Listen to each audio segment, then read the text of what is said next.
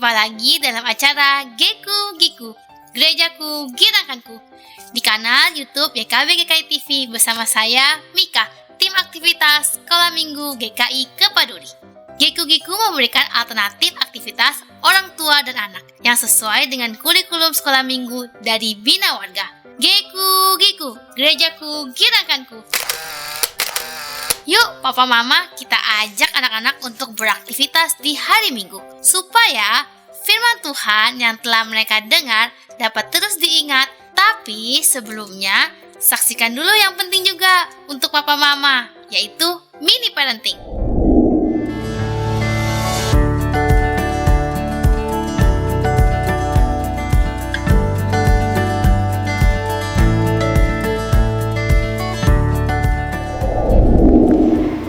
Ayah Bunda, kembali berjumpa dengan saya, Krismi Diah Ambarwati, dalam acara Mini Parenting. Pada kesempatan kali ini, saya akan menyampaikan tips pendek bagaimana mendampingi anak-anak yang telah Tuhan anugerahkan dalam kehidupan pernikahan ayah bunda. Pada Mini Parenting edisi 061, telah disajikan informasi mengenai jenis-jenis anak berkebutuhan khusus. Salah satunya adalah anak dengan gangguan spektrum autisma atau Autism Spectrum Disorder. Anak dengan kondisi ini mengalami gangguan dalam 3 area dengan tingkatan yang berbeda-beda, yaitu gangguan pada area kemampuan komunikasi, area interaksi sosial, serta pola-pola perilaku yang repetitif dan stereotipi. Ayah Bunda, dalam edisi kali ini akan dipaparkan secara lebih rinci mengenai apa itu autisme atau istilah medisnya adalah gangguan spektrum autisma. Gangguan ini sebenarnya dapat dialami oleh anak-anak sejak anak dilahirkan yang disebabkan karena hambatan pada perkembangan otak sejak anak masih dalam kandungan ibu. Mengapa hal ini dapat terjadi? Ada berbagai macam kemungkinan penyebab. Misalnya, ketika hamil, ibu terinfeksi virus yang dapat mengganggu perkembangan otak janin. Antara lain, virus toxoplasma, virus Measles and Rubella, atau cytomegalovirus. Kemungkinan lain, saat hamil, ibu terpapar oleh zat-zat berbahaya yang mengandung logam berat, misalnya timbal, yang lagi-lagi dapat berdampak pada perkembangan otak janin dalam kandungan ibu, ataupun masalah-masalah saat kehamilan yang berisiko pada terhambatnya perkembangan otak janin. Dapat disimpulkan bahwa autisme ditimbulkan dari perkembangan otak anak yang terganggu, bahkan sejak dalam kandungan ibu. Ayah Bunda, jika tadi kita sudah melihat sekilas faktor apa saja yang menjadi risiko pada terganggunya perkembangan otak anak, sekarang mari kita menelaah gejala-gejala dari autisme ini. Anak dengan kondisi autisme akan menunjukkan gejala utama, yaitu yang pertama, ketidakmampuan anak pada aspek komunikasi dan interaksi sosial.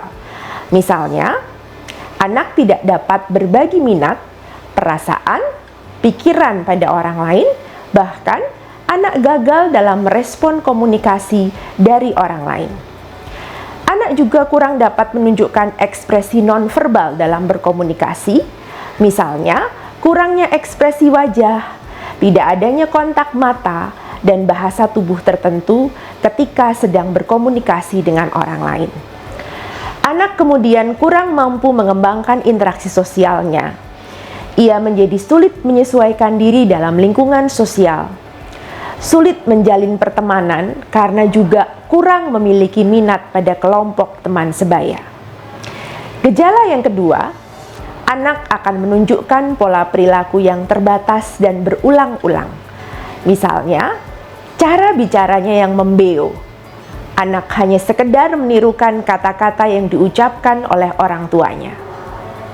Atau ketika bermain, anak juga sering menggunakan pola yang berulang-ulang. Sebagai contoh, setiap kali anak bermain dengan cara mengurutkan objek-objek mainannya. Minat anak kemudian juga menjadi sangat terbatas, dan ia tampil sebagai anak yang tidak fleksibel, sangat terpaku pada jadwal atau rutinitas. Selain itu, muncul perilaku-perilaku yang dapat dianggap aneh oleh karena kurangnya reaksi atau malah reaksi yang berlebihan pada tubuhnya.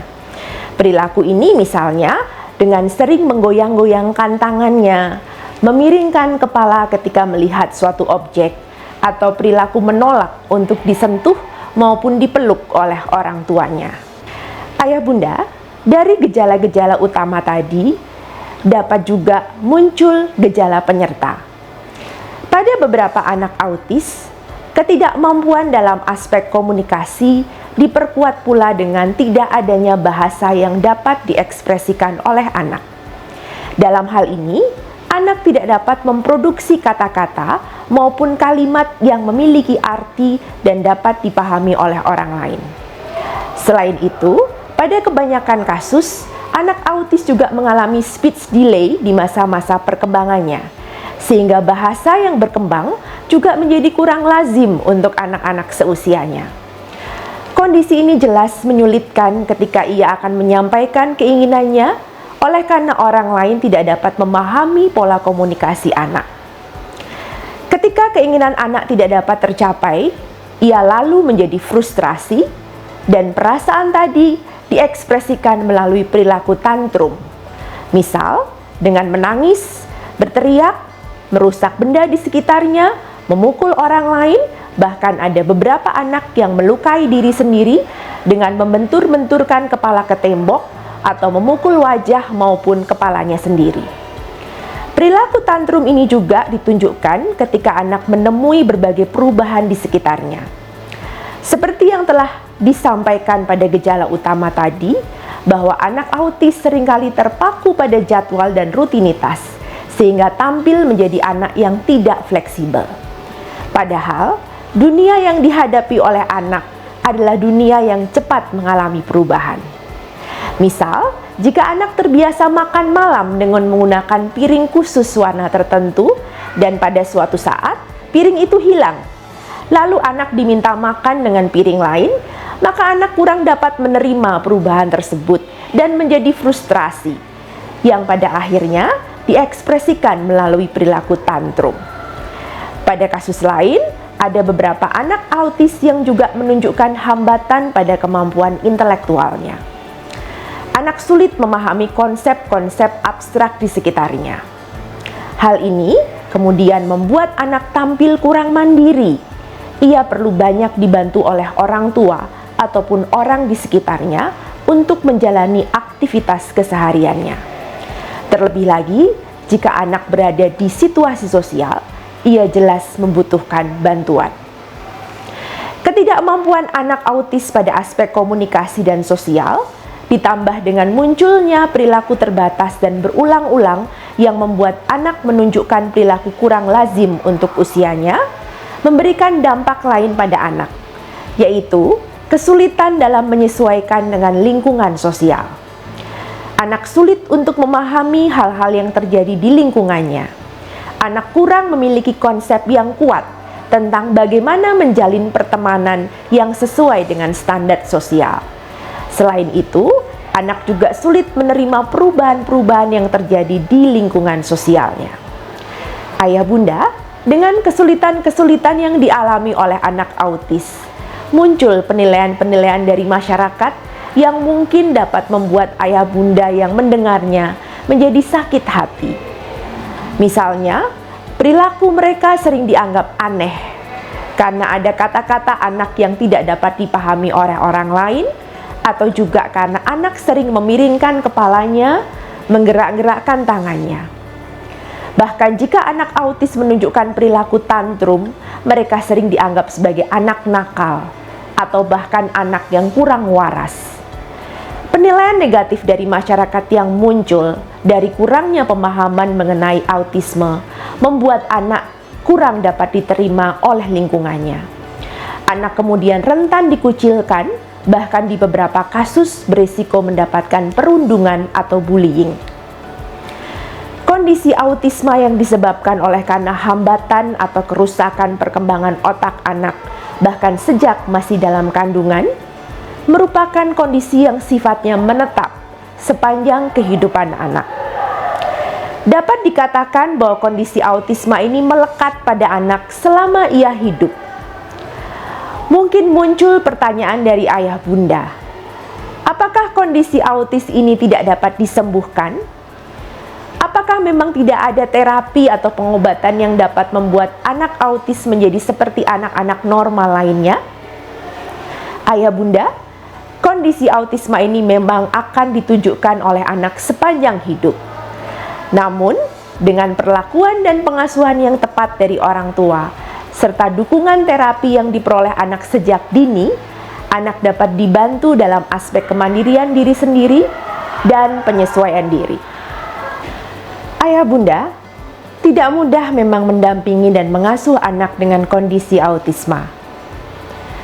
Orang tua perlu untuk memiliki pengetahuan dan pemahaman mengenai autisme, sehingga membantu ayah bunda dalam memahami anak dengan autisme.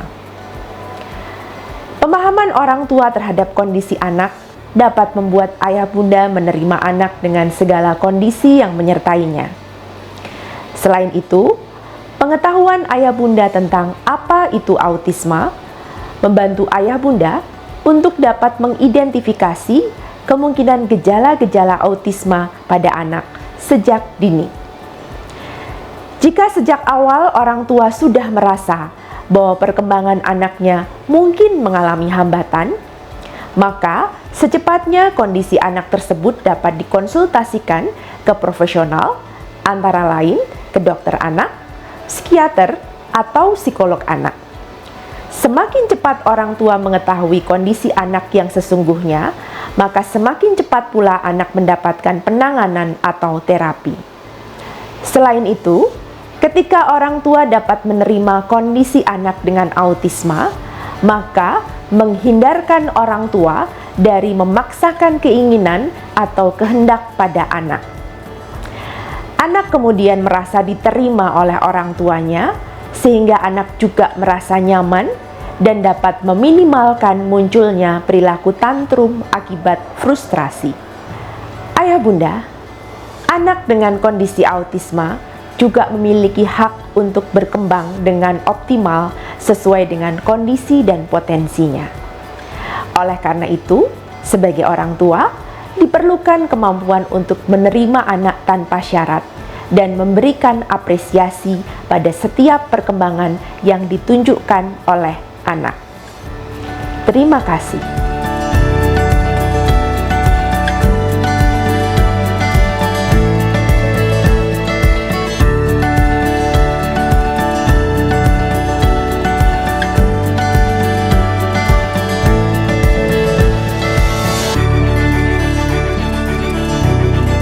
Sahabat, mari dukung pelayanan dan pekabaran Injil melalui YKB dengan membagikan link acara ini kepada sebanyak mungkin orang.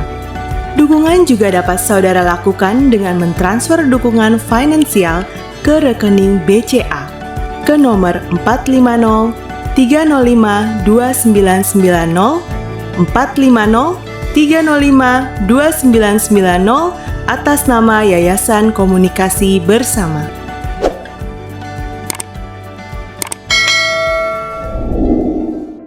Di sekolah minggu, anak-anak mendengarkan cerita Alkitab tentang pemberitahuan tentang kelahiran Yohanes Pembaptis. Bahan Alkitabnya dari Lukas 1 ayat 5 sampai 25. Kisah ini menunjukkan bahwa Tuhan dapat membuat hal yang mustahil menjadi nyata. Ayo kita ajak anak percaya bahwa Tuhan dapat membuat hal yang mustahil menjadi nyata melalui aktivitas orang tua dan anak. Aktivitasnya adalah Geku-giku. Kita tantang anak melakukan hal yang mungkin dia pikir tidak mungkin untuk dilakukan, yaitu membuat selembar kertas menjadi seperti ini. Kita akan membuat kayak gini ya. Bahan-bahannya alat tulis, lem, gunting, kertas berwarna.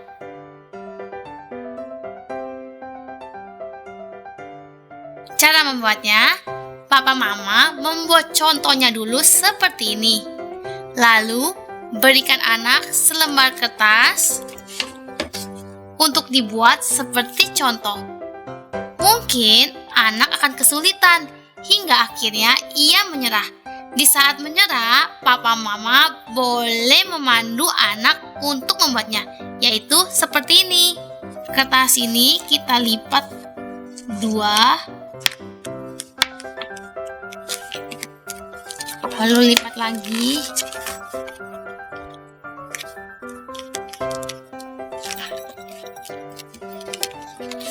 Lalu kita lipat lagi.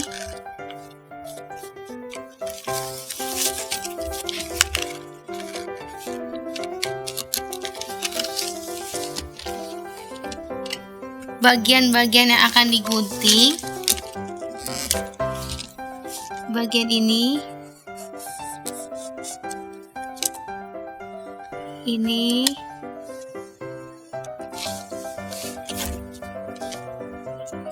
ini,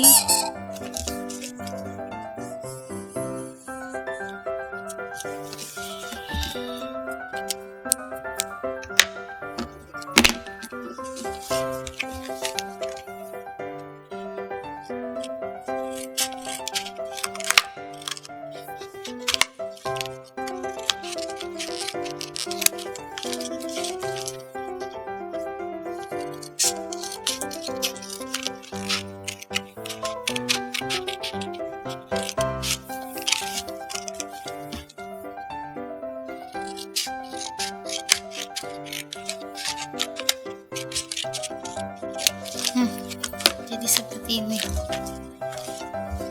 Dan kita bisa balik seperti ini.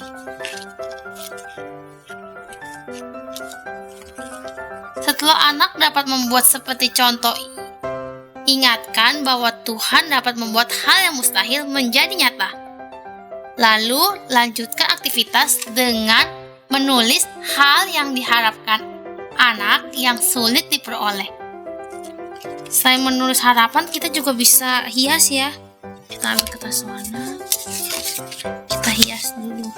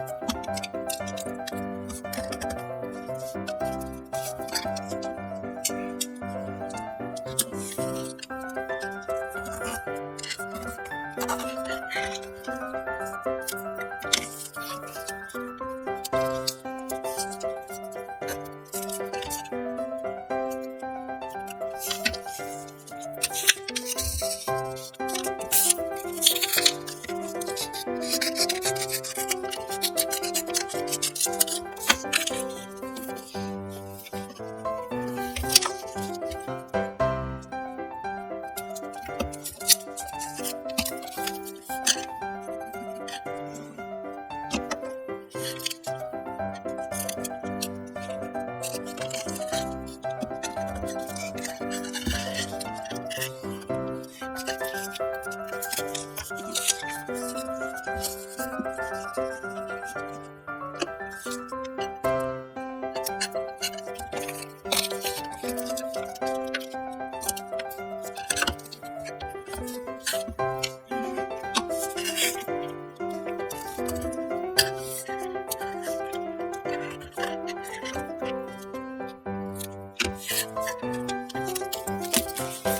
kita menulis harapan.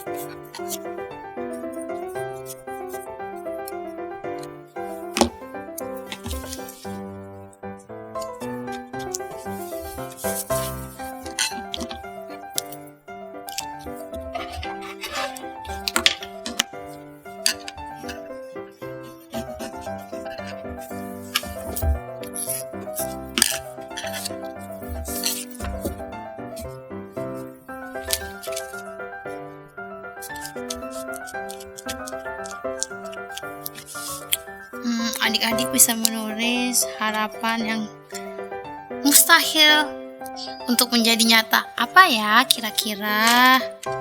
Seperti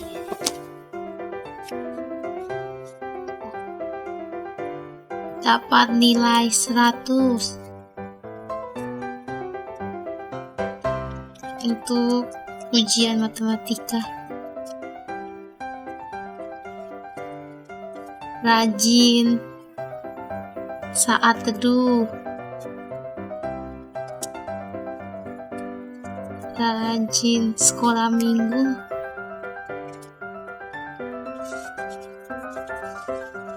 Taat dengan papa mama.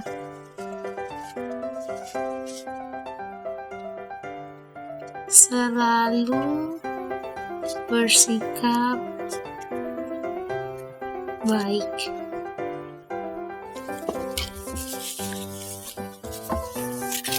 Aktivitas ini dapat disimpan di kamar anak. Setiap kali anak menyerah, ingatkan anak bahwa Tuhan dapat membuat hal yang mustahil menjadi nyata. Kalau papa mama senang dengan program ini, bisa klik gambar jempolnya ya. Dan jangan lupa subscribe YKB GKI TV. Klik gambar loncengnya, supaya papa mama tidak ketinggalan program Giku-Giku berikutnya. Sampai jumpa di Giku-Giku selanjutnya. Giku-Giku, gerejaku, girangkanku. Dah.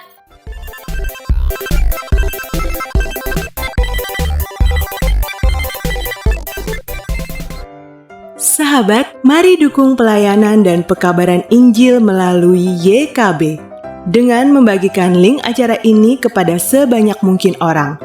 Dukungan juga dapat saudara lakukan dengan mentransfer dukungan finansial ke rekening BCA ke nomor 450 305 2990 450 305 2990 atas nama Yayasan Komunikasi Bersama.